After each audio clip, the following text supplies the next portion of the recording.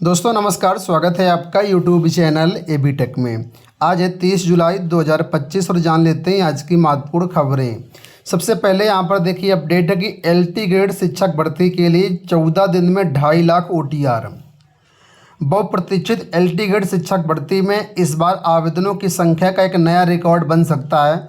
आवेदन शुरू होने से पहले 14 दिन में 2.5 लाख नए अभ्यर्थियों ने OTR के माध्यम से लोक सेवा आयोग से जुड़ गए हैं। यह भी एक रिकॉर्ड है।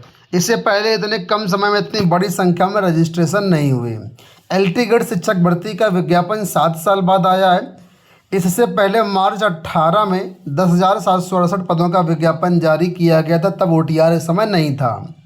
अब 2025 में जब विज्ञापन आया तो OTR कंपलसरी कर दिया गया है। बहुत से ऐसे अभ्यर्थी हैं जो अभी तक OTR नहीं कराए थे, उन सब ने OTR करा लिया है। तो 14 दिन में 2.5 लाख OTR हो गए हैं। आपको बता दें एलटी ग्रेड 2025 के लिए आवेदन प्रक्रिया 28 जुलाई से शुरू हो चुकी है। आप लोग यहां पर 28 अगस्त तक आवेदन कर सकते हैं। आवेदन करने के पहले आपको OTR रजिस्ट्रेशन लेना अनिवार्य है, तभी यहां पर आप फॉर्म भर पाएंगे। तो कुल मिलाकर के 14 जुलाई तक 21,75,000 अभ्यर्थियों ने OTR फॉर्म भर लिया था, लेकिन अब यह संख्या बढ़ करके 24,22,534 हो गई है, यानी रिकॉर्ड बढ़ोतरी दर्ज की गई है OTR की संख्या में। आयोग के सूत्रों का कहना है कि एलटी ग्रेड शिक्षक भर्ती में इस बार आवेदनों का सारा रिकॉर्ड टूट सकता है। यहाँ पर देखिए अपडेट की मुख्य परीक्षा में प्रारंभिक परीक्षा की तरह ही ऑब्जेक्टिव प्रश्न पूछने की उठाई गई मांग। एलटी ग्रेड की परीक्षा जो मेंस एग्जाम है उसमें डिस्क्रिप्टिव पेपर का किया गया विरोध। लोक सेवा आयोग की ओर से जो सिलेबस जारी किया गया है मुख्य परीक्षा का, ठीक है, उसमें जो है आप जानते हैं कि एलटी ग्रेड की प्री परीक्षा जो ऑब्जेक्टिव रखी गई और मेंस परीक्षा को डिस्क्रिप्टिव रखा गया है। अभ्यर्थियों का कहना है कि यह निर्णय उत्तर प्रदेश के लाखों प्रतियोगी छात्रों के हितों के विपरीत है और शिक्षा व चयन प्रक्रिया की वर्तमान प्रवृत्ति से भिन्न है।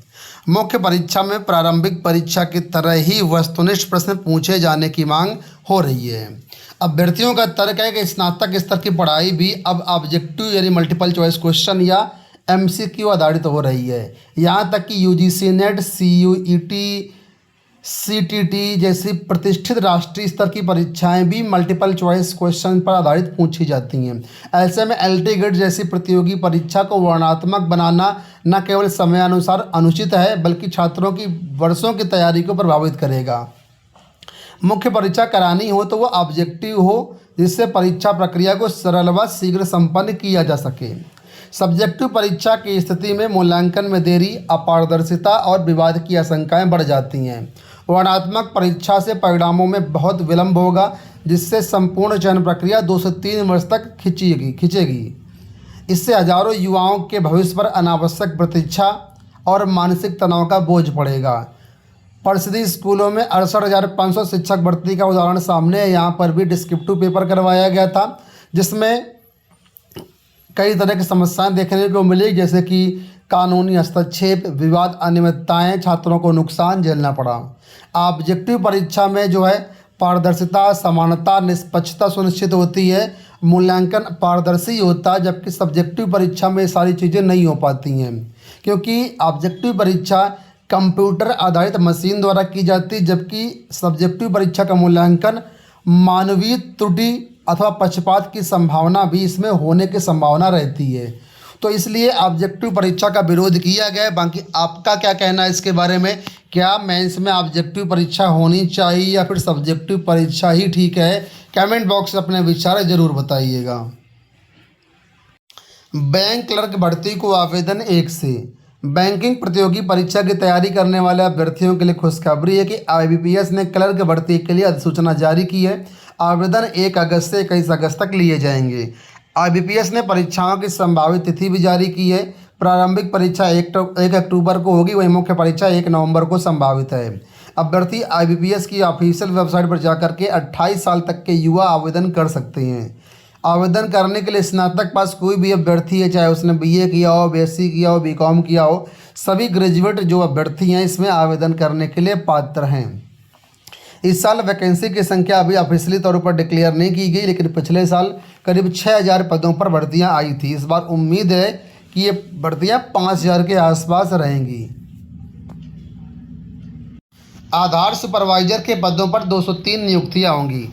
सामान्य सेवा केंद्र ने भारतीय विशिष्ट पहचान प्राधिकरण में आधार सुपरवाइजर यानी आधार ऑपरेटर के 203 पदों पर भर्ती के लिए आवेदन मांगे हैं। ये नियुक्तियां अलग अलग राज्यों में होंगी। उत्तर प्रदेश में 15 पद हैं, बिहार में 2 पद, झारखंड में 5 पद हैं। योग्य उम्मीदवार जो अभ्यर्थी हैं वो ऑफिशियल वेबसाइट पर 1 अगस्त लास्ट डेट है, यहाँ पर आवेदन कर सकते हैं। आवेदन करने के लिए आप लोग ये वेबसाइट दी गई csc.gov.in, ठीक है। तो कहने का मतलब ये आप लोग जानते हो कि CSC जो होता है क्या होता है कि इसमें आधार वगैरह बनाना होता है। जैसे आपने देखा होगा बहुत सारे आपके आसपास जनसेवा केंद्र होंगे, उन्हीं को CSC बोलते हैं। तो अगर आप आधार इस तरह सुपरवाइजर का जो है यहाँ पर लेना चाहते हैं सेंटर, तो आप इसके लिए आवेदन कर सकते हैं। जेई बीटेक काउंसलिंग 4 अगस्त से। BBAU के शैक्षिक सत्र 2025-26 में बीटेक कोर्स की आधी सीटों पर जेई के जरिए प्रवेश होना है। इसके लिए विश्वविद्यालय की ओर से काउंसलिंग शेड्यूल जारी कर दिया गया है। 4 अगस्त से पहले राउंड की काउंसलिंग होनी है। इसमें संबंध में सारी जानकारी आपको ऑफिशियल वेबसाइट पर मिल जाएगी। दूसरी मेरिट 7 अगस्त को जारी की जाएगी। ITI में 70,000 सीटें भरी, तीसरे दौर में प्रवेश 31 से। सरकारी और निजी ITI में तीसरे राउंड की दाखिला प्रक्रिया 31 जुलाई से शुरू होगी। पहले 2 चरण में 52% सीटें भर गई हैं। 1,35,447 सीटों में से 70,781 सीटें भर गई हैं, जबकि निजी ITI में सिर्फ 30,000 सीटें ही भरी हैं।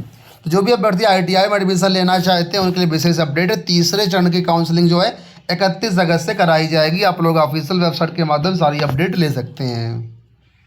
दिव्यांग बच्चों को सहायक के लिए 600 रुपये महीने का एस्कॉर्ट अलाउंस मिलेगा। लखनऊ से अपडेट है कि ऐसे दिव्यांग बच्चे जो अकेले स्कूल नहीं जा सकते हैं उनको अब एक सहायक व्यक्ति के लिए जो है एस्कॉर्ट अलाउंस दिया जाएगा।